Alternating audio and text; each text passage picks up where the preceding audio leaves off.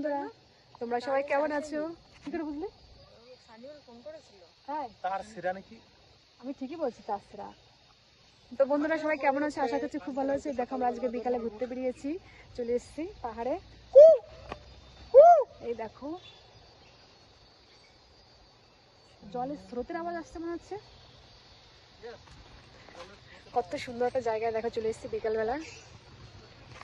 আমার দিদির আজকে মন খারাপ। মন খারাপ কেন? খিদে পেয়েছে? এই চানাচুরটা দিয়ে খাই একটু। চানাচুর খাবো দেখো। তো এই রাস্তাটা শুনছিলাম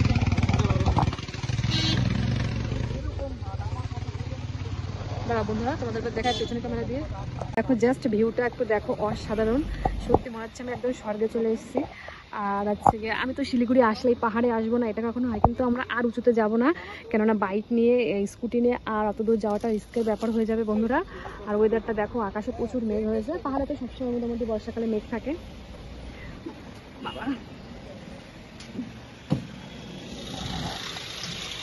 দেখুন, আর এখান থেকে মোটামুটি 32 কিলোমিটার গেলে হচ্ছে দার্জিলিং, আর 8 কিলোমিটার গেলে কার্শিয়াং।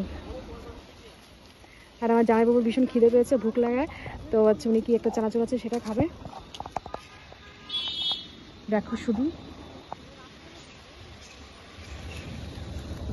শুধু ভিউটা একবার দেখো। আর আমার দেখি আমাকে একবারও অফার করছে না।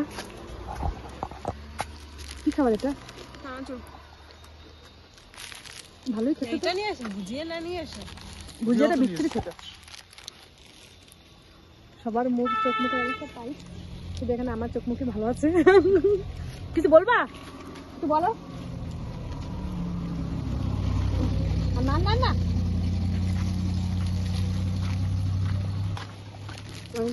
লাবণী যে দেখে খুশি হচ্ছে এই জিনিসটা, দেখি খুশি দেখেন না। লাবণী দেখে খুশি হচ্ছে, এই দেখে খুশি। শিলিগুড়িটা কাশিয়াংটা উড়ে বাবা মেঘ দেখে গেল। দেখে দাও কি খাচ্ছ। বউকে খাইতে বই দেখো, ঠিক আছে? ওই দেখো দেখো বন্ধুরা। তো যাই হোক, ভালোই তো খেতে। টেস্টের উপর আমার যেমন হেভি লাগলো। আমারও।